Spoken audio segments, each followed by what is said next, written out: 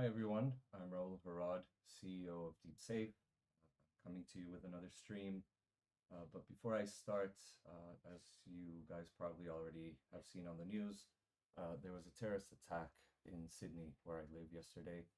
And so I wanted to say that from my part and from DeepSafe, our thoughts and prayers are with the families of the affected by this terrible tragedy. Um, Today, I wanted to talk to you all about tokenization, privacy, and digital identity. And these are concepts that are gaining traction as blockchain moves forward towards broader applications in governance, finance, and online security. Now, tokenization, privacy, and digital identity are interconnected themes, and they are reshaping, like I mentioned, governance, finance, online security, and the let's say as blockchain expands, kind of the adoption of these features. And each concept addresses a unique aspect of how value, identity, and trust are managed. As blockchain technology evolves, beyond trading and speculation, these three interconnected concepts, are emerging as the foundation for its real-world utility: tokenization, privacy, and digital identity. Now, these are themes that are driving new applications in growth, in governance, how institutions and individuals interact online. Now, if you think about it, that is important, and it's kind of where we're getting to with a lot of these blockchain ecosystems, right? We initially had a lot of trading and speculation, but we are slowly seeing the adoption of blockchain technology for different applications that are just as important and that go beyond necessarily just decentralized finance. Now, when we talk about tokenization, what we're talking about is the process of converting a real world asset or an intangible asset, such as property, art, securities, into digital tokens on a blockchain. And these tokens represent ownership rights and enable asset transfer, division, and trading on decentralized platforms. And when we talk about division, you might know it as fractionalization of assets. Tokenization not only improves liquidity by allowing fractional ownership, it also reduces transaction friction through automated and smart contracts. They enhance transparency. As we know, blockchain has immutable records, and this can give owners the confidence that the purchase or the trade of these assets is properly recorded. In finance, it enables new investment models and democratizes access by lowering barriers to entry. So we're starting to see the emergence of models where fractionalization is very much in use. We're starting to see in real estate, in securities. We're starting to see this in art. I remember quite a few years ago, Mycenas had done a tokenization of an Andy Warhol painting, which was then fractionalized, and the fractions were purchased by users. And one of the reasons that this sector is gaining traction is first efficiency, right? So sometimes they drop from days to minutes, right? Some of these settlement times, excuse me.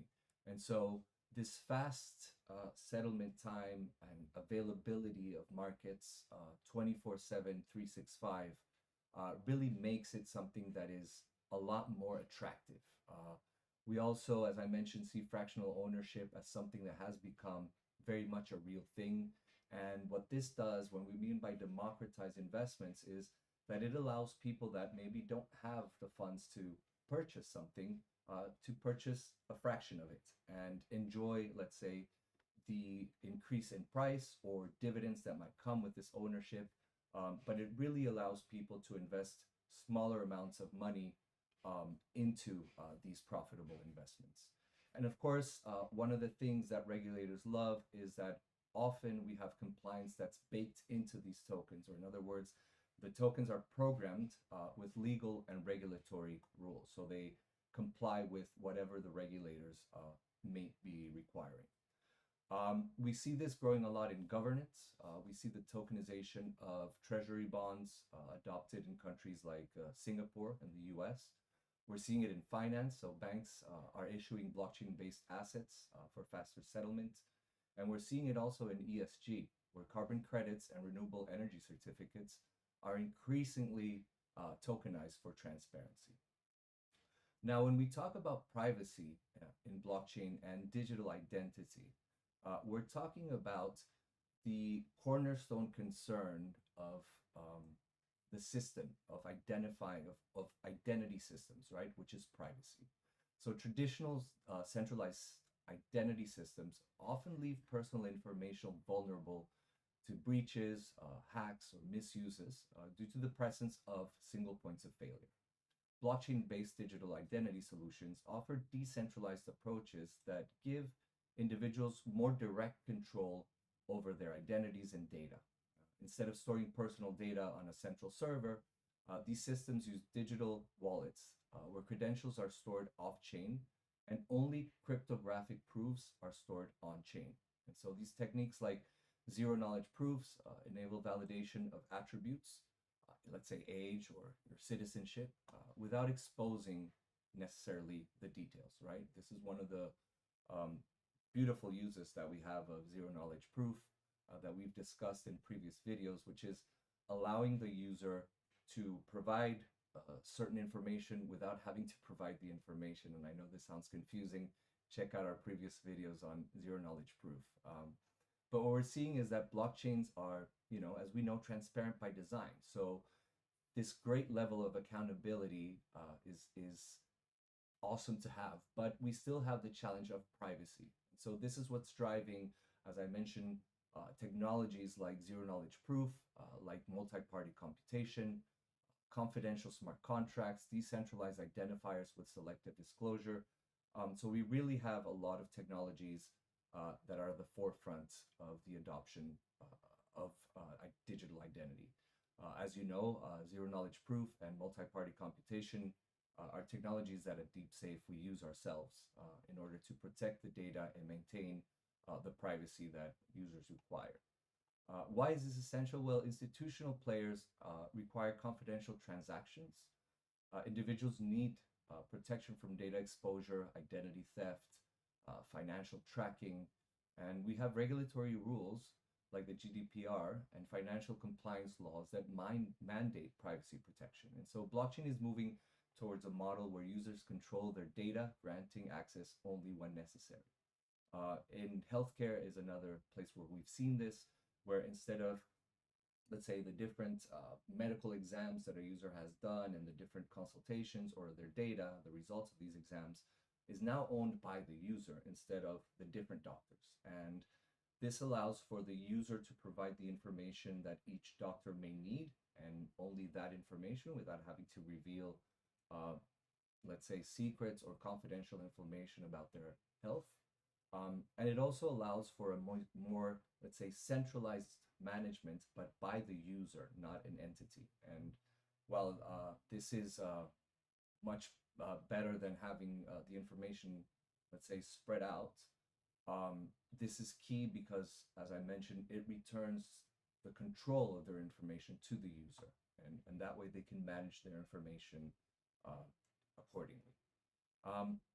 When we talk about digital identity and its impact, we have, as I mentioned, blockchain identity, blockchain-based digital identity, also known as self-sovereign identity, which enables individuals to curate, manage, and share their credentials with explicit consent. This approach enhances privacy and security as the data access can be tightly controlled and monitored, and the actions can be auditable. So governments and financial institutions are exploring these models to improve the know your customer process, or KYC, for regulatory compliance, for the reduction of fraudulent activity. However, challenges such as regulatory complexity, scalability, and interoperability between systems remain. And this is where we have platforms like DeepSafe that really allow for this interoperability between different blockchains to happen seamlessly. The key components that we have in this section are, of course, the decentralized identifiers, which are permanent blockchain-tied identities or identifiers, verifiable credentials, which are digitally signed credentials, IDs, diplomas, work records, selective disclosure, so users only have to only share the exact pieces of information that they want to share. So, for example, you want to prove that you are over 18 years old, but you don't want to share your birthday. What you can do then is use zero knowledge proof, which allows the algorithm to prove that you are above age without revealing what your age is or when your birthday is. Why does this matter? Well, because it eliminates repetitive KYC procedures for financial services. It strengthens cybersecurity using tamper-proof credentials. It also enables transparent and yet private, let's say, digital governance, and it reduces fraud and identity theft. Uh, I also mentioned governance, finance, and security applications. So we've seen in governance, blockchain tokenization, and digital identity streamline voting, public service delivery, and record keeping, making processes more transparent and less prone to tampering, also more mainstreamed. In finance, asset tokenization is really transforming how people invest, borrow, and lend. It's fostering broader participation in financial markets while also addressing counterparty risks.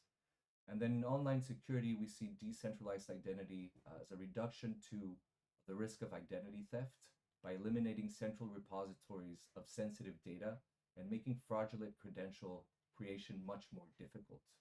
And so these three pillars are increasingly shaping how government deliver digital services, cross-border finance and remittances, decentralized applications, online security, and user authentication. So in summary, as blockchain technology matures, tokenization, privacy, and digital identity are evolving into foundational pillars for secure, transparent, and efficient digital interactions in a variety of sectors. Tokenization unlocks new financial models, it ensures privacy, safety, and compliance, and digital identity forms that trusts layer of all interactions. So with that, I'll thank you guys one more time for joining me in this stream. If you have any questions, like always, please feel free to reach out to us through our official channels, social media, or via email. It's been a pleasure seeing you all again, and I'll see you soon.